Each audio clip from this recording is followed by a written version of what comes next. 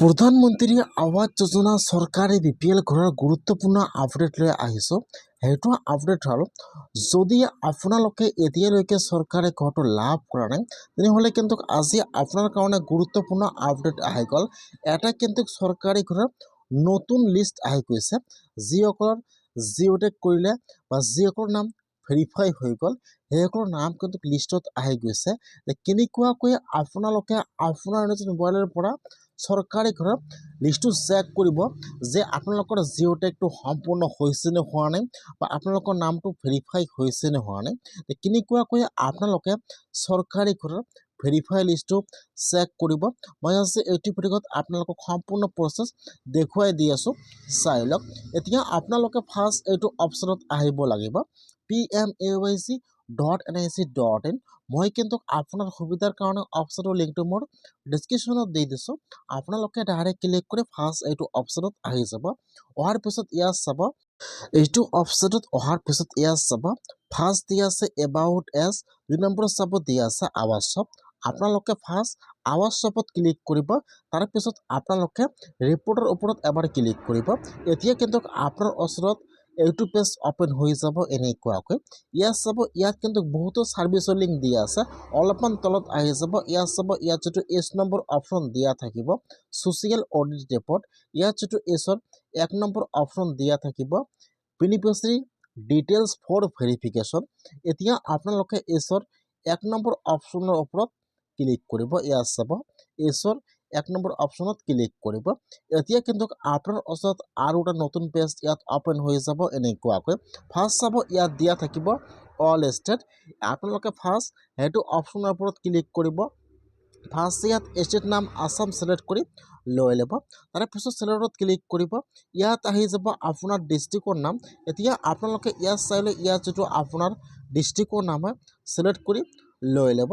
First state, তাৰপিছত district, তাৰপিছত ছিলেক্টত click কৰিব। ইয়াত আহি যাব আপোনাৰ ব্লকৰ নাম। এতিয়া আপোনালোকে ইয়াত চাইলে ইয়াত যিটো আপোনাৰ ব্লকৰ নাম হয় ছিলেক্ট কৰি লৈ ল'ব। তাৰপিছত ছিলেক্টত ক্লিক কৰিব। ইয়াত আহি যাব আপোনালোকৰ পঞ্চায়তৰ নাম। এতিয়া আপোনালোকে ইয়াত চাইলে ইয়াত যিটো আপোনাৰ পঞ্চায়ত নেম আছে ছিলেক্ট কৰি লৈ ল'ব। ফাৰ্ষ্ট ষ্টেট, তাৰপিছত ডিষ্ট্ৰিক্ট, তাৰপিছত আপোনাৰ ব্লকৰ নাম, তাৰপিছত আপোনাৰ পঞ্চায়তৰ নাম, তাৰপিছত ইয়াত আহি যাব চন, ছিলেক্টত ক্লিক কৰিব। একেবাৰে তলত চাব দিয়া আছে চন 2526 ছিলেক্ট কৰি লৈ ল'ব। তাৰপিছত ছিলেক্টত ক্লিক কৰিব। ইয়াত 1 নম্বৰত অপশ্যন আহি যাব প্ৰধানমন্ত্ৰী আৱাস যোজনা গ্ৰামীণ। আপোনালোকে ইয়াৰ পৰা সেইটো অপশ্যন ছিলেক্ট কৰি লৈ ল'ব। তাৰপিছত ইয়াত আহি যাব কেপচা।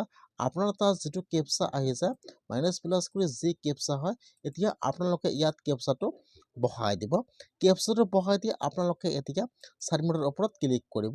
যেতিয়া আপোনালোকে কেপচাটো বহাই দি ছাবমিটৰ ওপৰত ক্লিক কৰিব, এতিয়া কিন্তু আপোনাৰ ওচৰত আপোনাৰ পঞ্চায়তৰ চৰকাৰী ঘৰৰ জিঅ'টেক হোৱা ভেৰিফাই লিষ্টটো ইয়াত আহি যাব এনেকুৱাকৈ। ইয়াত চাব ফাৰ্ষ্ট দিয়া থাকিব আপোনালোকৰ নাম, তাৰপিছত আপোনাৰ গাৰ্জিয়ান নেম, আপোনাৰ ইয়াত ফাদাৰ্ছ নেম দিয়া থাকিব।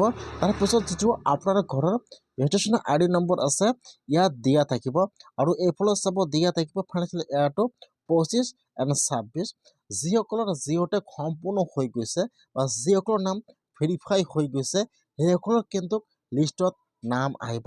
যদি আপোনালোকৰ জিঅ'টেক কৰিছে আপোনালোকৰ নামটো ভেৰিফাই কৰা নাই তেনেহ'লে কিন্তু ইয়াত নাম নাহিব। সেইকাৰণে যদি আপোনালোকৰ জিঅ'টেক সম্পূৰ্ণ হৈ গৈছে আৰু আপোনালোকে এতিয়াও চৰকাৰী ঘৰটো লাভ কৰা নাই তেনেহ'লে আপোনালোকে আজি চৰকাৰী ঘৰৰ লিষ্টটো চেক কৰক যে আপোনালোকৰ লিষ্টত নামটো আহিছে নে অহা নাই। যদি আহিছে তেনেহ'লে কিন্তু আপোনালোকে অতি সোনকালে আৰু চৰকাৰী ঘৰৰ পইচা লাভ কৰিব। আৰু যদি আপোনালোকৰ নামটো লিষ্টত অহা নাই তেনেহ'লে কিন্তু আপোনালোকৰ নামটো ৰিজেক্ট হৈ গৈছে। আপোনালোকে এনেকুৱাকৈ চৰকাৰী ঘৰৰ লিষ্টটো চেক কৰক।